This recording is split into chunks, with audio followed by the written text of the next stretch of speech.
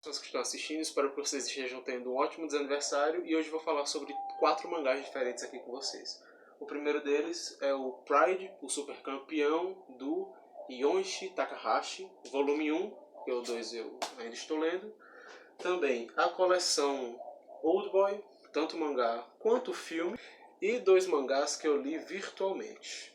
O Yon Imu, do Junjito, não sei se está realmente aparecendo aí ou se está só aparecendo um portal tridimensional para outra galáxia, e também o Fragmentos do Horror, também do Junjito. Mas vou começar falando um pouco sobre, vou falar bem pouco mesmo, sobre esse aqui, ó, o Pride, o super campeão do Yonshi Takahashi. Porque esse mangá aqui foi um mangá que eu achei fofo. Eu não fui muito sugado aqui para a história nem nada, não fiquei super envolvido. Basicamente ele conta a história de 3 jogadores diferentes que são contratados para um time de segunda divisão lá no Japão. Um deles é um cara que estava com o calcanhar, aliás, o tornozelo machucado, e aí a história dele, o arco dele nesse mangá é ele tentando superar esse trauma e esse machucado e conseguir voltar a jogar como ele jogava antigamente. O outro cara é um adolescente que acabou de sair de timezinho pequeno lá e ninguém dá muita importância para ele, inclusive o autor do mangá. E o outro cara é um jogador já nos seus 40 anos, que ele está querendo se aposentar do futebol, só que ele vai passar esse último ano nesse time, tentando alavancar esse time, né? Tirar ele da segunda divisão e colocar na primeira. Aí o coração aqui dessa história, basicamente, é esse rapaz, que é o principal, que machucou o seu pé, aprendendo e evoluindo junto com esse cara que é muito mais velho do que ele. Ele é meio arrogante no começo, e através desse cara ele vai conseguindo equilibrar isso, e esse cara é um jogador muito forte também, tem toda aquela coisa de superação japonesa. É um mangá bem legal. A arte dele é muito bonita. Eu achei os personagens muito fofos. Eu acho o design deles mesmo muito fofos. Tipo, eles são muito alongados e têm cabecinhas muito pequenas. E eles têm uns olhos grandes e sonhadores, sem ser aquele olho de anime adolescente. Achei muito bem desenhado. Achei a história muito completa, muito fácil de ser lida. Tanto que isso aqui, ele começa e termina aqui. Enfim, gente, achei o mangá muito fofinho, muito legal, muito divertido de passar o tempo. E pretendo ler o segundo. Eu vou falar logo sobre os mangás do Junjito. O primeiro que eu li foi o Fragmentos do Horror, que eu já tinha visto algumas cenas e algumas coisas antes. Inclusive já tinha visto uma das histórias naquele o Junjito Collection.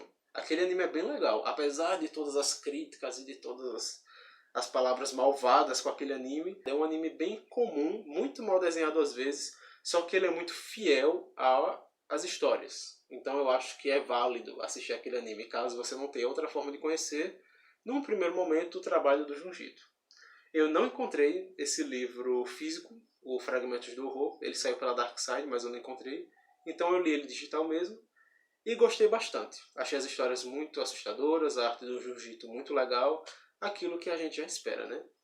E o Yoimimu, que é esse aqui, é um mangá diferente do Junjito, porque o Junjito ele é conhecido por fazer esses mangás de terror cósmico, ou terreno, horripilante, escatológico, gore, tramas inexplicáveis, coisas que transitam entre o mundo dos sonhos e o mundo real. E basicamente nesse aqui, o Yoimimu, ele está contando sobre a terrível presença dos gatos dele dentro de casa. Isso aqui é como se fosse um diário, tanto que até se chama assim, o Diário de Gatos do Junjito, os 2 gatinhos, Yoimimu. E como eles mudaram aí a vida do Junjito. Não como mudaram, né? Mas como eles agitaram de forma diferente a vida do Junjito. Porque basicamente nesse mangá aqui, o Junjito está indo para uma casa nova, que ele acabou de comprar, e a esposa dele diz para ele que o gato dos olhos de demônio vai morar com ele, que no caso seria o Yun, ou Yon, que esse gato ele é muito engraçado. Só que aí no meio do caminho, antes inclusive do Yon chegar, eles adotam o Mu, que é um bebezinho muito fofo. E aí o mangá basicamente é isso. São 10 histórias muito curtas, muito engraçadas, deles convivendo com esses gatos, descobrindo coisas como, por exemplo, que o gato sempre vai preferir brincar com a caixa de papelão ou um brinquedo comprado. O cheirinho do cocô do gato é bem desagradável. Os gatos fogem de casa com muita facilidade. Então, é uma coisa muito leve para ler do Jiu-Jitsu. Depois de tanto gore, mortes e cabeças decapitadas e olhos voadores, esse tipo de coisa, é uma leitura bem diferente dele. E aí, o que foi que aconteceu? Eu resolvi ler aqui uma coleção que já estava parada na minha estante há muito tempo, que é essa coleção aqui do Old Boy. O motivo pelo qual ela estava parada. Eu comprei esses volumes aqui separadamente numa promoção que eu vi em banca de revista. Só que o detalhe é que essa coleção não vinha com volume 1 nem com volume 5. E justamente por não ter o volume 1 físico, eu ficava adiando a leitura dessa série. Só que acabei lendo agora. Li o primeiro volume e o quinto no digital, e todos os outros eu li aqui na coleção que eu já tinha. Aí o que é que acontece com Old Boy? Old Boy é amplamente conhecido, né, o mangá, por não ser tão bom quanto o filme Old Boy. Filme muito famoso, eu não sei se ele é coreano ou japonês, agora me foge a memória. Mas é um filme muito famoso, que ganhou vários prêmios, e todo mundo concorda que o filme é 1000 vezes melhor que o mangá. Só que aí eu li o mangá e posso dizer que estava gostando bastante até o final. Até o sétimo, mais especificamente, até o sétimo volume chegar. Mas aí, tipo, do que é que trata realmente o Old Boy? Basicamente conta a história do Guto, ou do Guto, que quando tinha 25 anos, depois de uma festa, ele foi levado para um quartinho que tinha uma TV e uma cama, um banheirinho e só.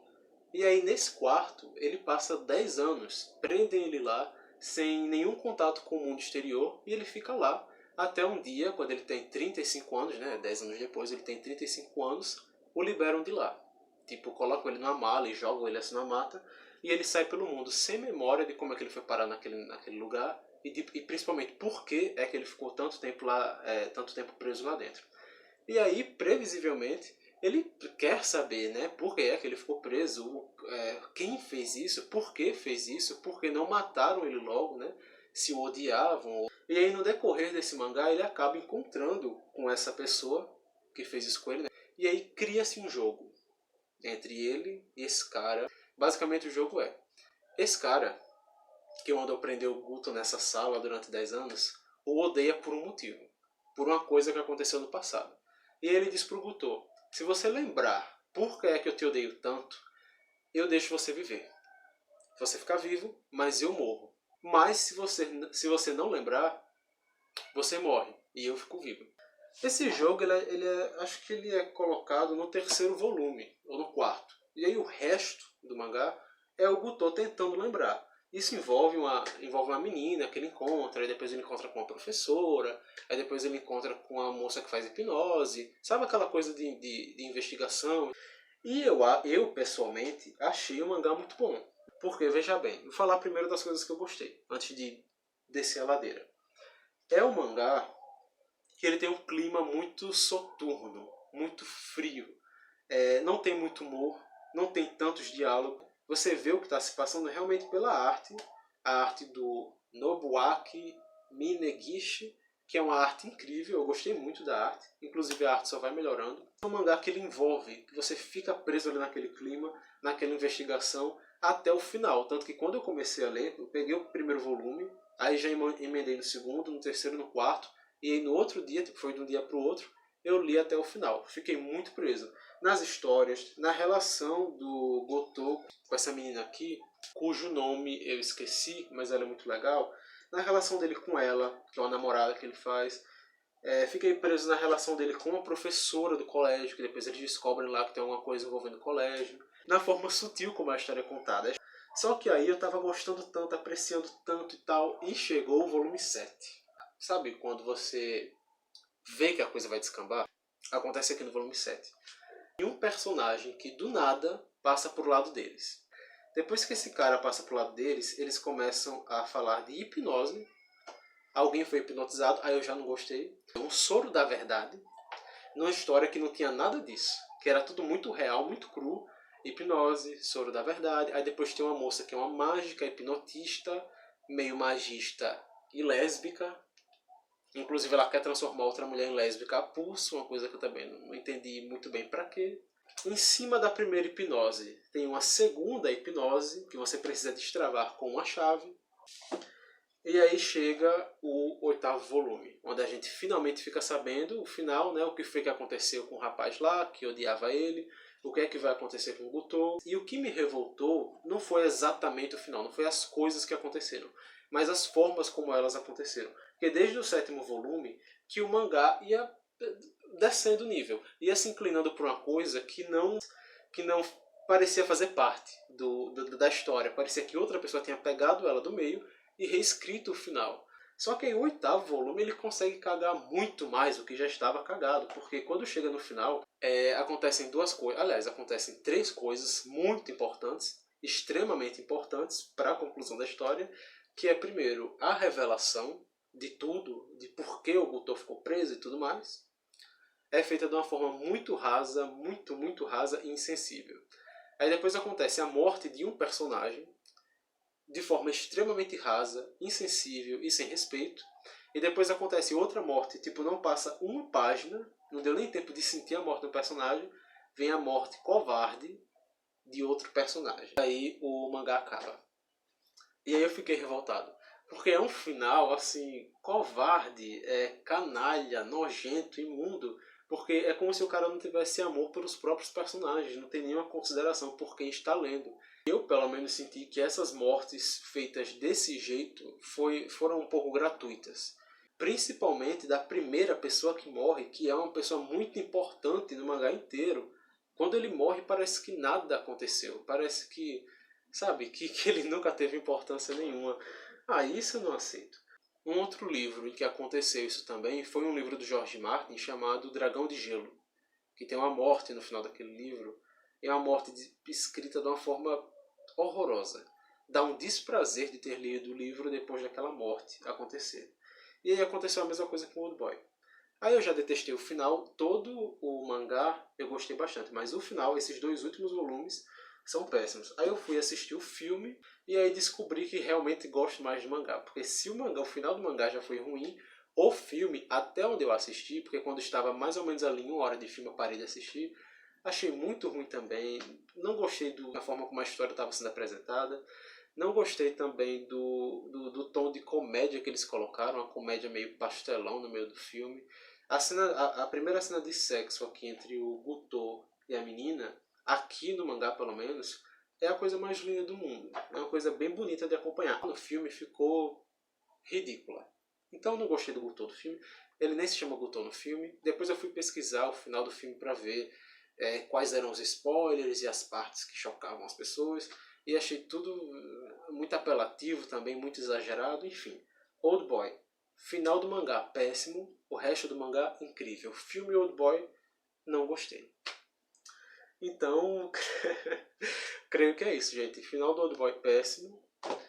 O Super Campeão aqui, o Pride Super Campeão, é um mangá bem fofo. Eu recomendo. Até mesmo para quem não gosta de futebol. Eu não gosto de futebol, achei muito bom. E Junjito é rei, né? É isso que tiramos aqui desse vídeo. Eu espero que você tenha gostado do vídeo de hoje. Espero que continue tendo um ótimo desaniversário. E tchau!